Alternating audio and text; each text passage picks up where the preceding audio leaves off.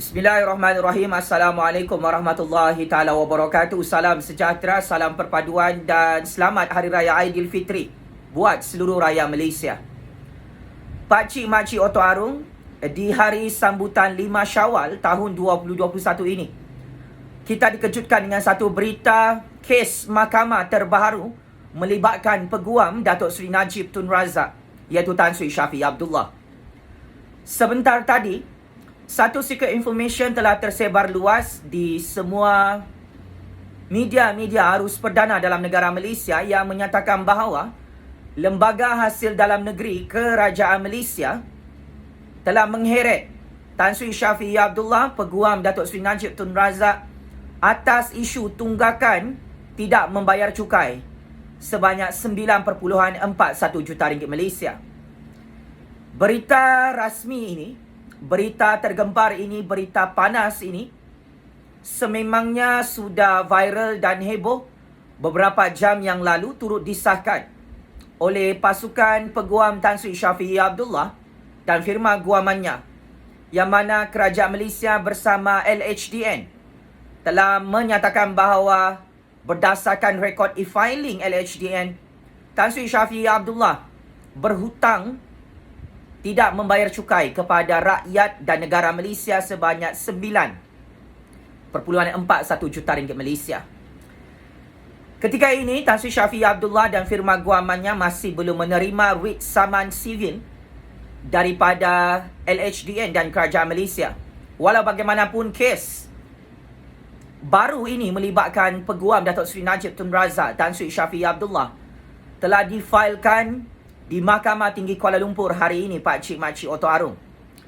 Perkara ini telah mengejutkan Tan Sri Shafie Abdullah dan telah menambah lagi masalah kes mahkamah peguam Datuk Seri Najib Tun Razak yang terus mendapat tekanan dan hambatan lambakan kes mahkamah bagi tahun 2021. Tan Sri Shafie Abdullah sememangnya tidak menyangka akhirnya beliau kantoi dengan tunggakan tidak mahu membayar cukai sebanyak 9.41 juta ringgit. Dalam masa yang sama, Tan Sri Shafie Abdullah beberapa tahun lalu telah didakwa dalam Mahkamah Malaysia kerana beliau terlibat dalam satu jenayah modus operandi pengubahan wang haram, menerima duit 1MDB daripada Datuk Seri Najib sebanyak 9.5 juta ringgit Malaysia.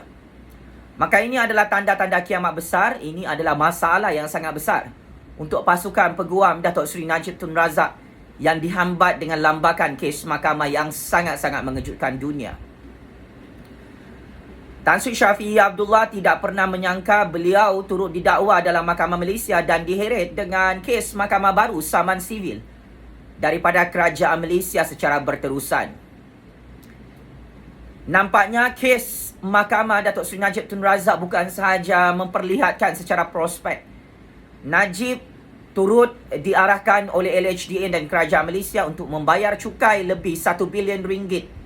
Dan sememangnya sepanjang perbicaraan kes mahkamah, 1 tahun lalu Datuk Seri Najib dan anak-anaknya tewas dan kalah di tangan LHDN dalam Mahkamah Malaysia kerana enggan untuk sengaja tidak mahu membayar cukai kepada rakyat dan negara Malaysia.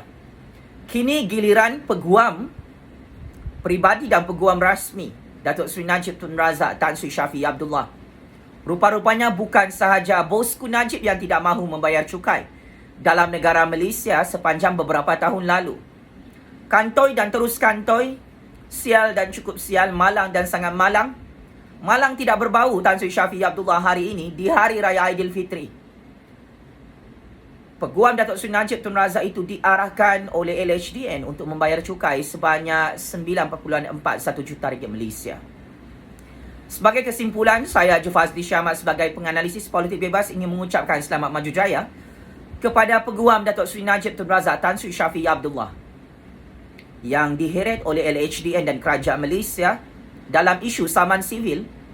Beliau tidak mahu membayar cukai kepada kerajaan Malaysia, kepada rakyat Malaysia sebanyak 9.41 juta ringgit ini.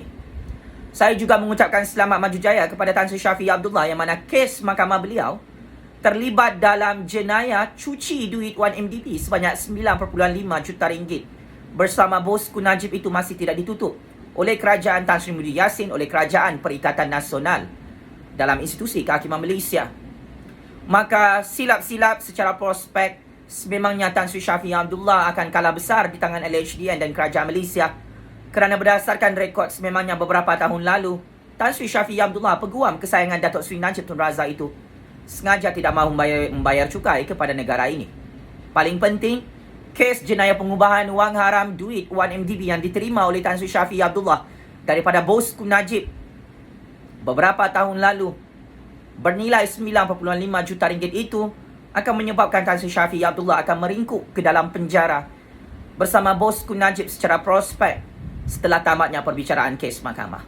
Apapun, penjara Sungai Buloh kirim salam kepada peguam rasmi bosku Najib, Tan Sri Shafie Abdullah.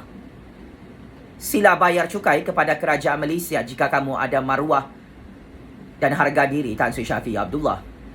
Sekian. Wabillahi taufiq wal hidayah. Wassalamualaikum warahmatullahi taala wabarakatuh. Checkmate and game over Tan Sri Shafie Abdullah yang kantoi tidak membayar cukai kepada Kerajaan Malaysia sebanyak 9.41 juta ringgit hari ini. Checkmate and game over.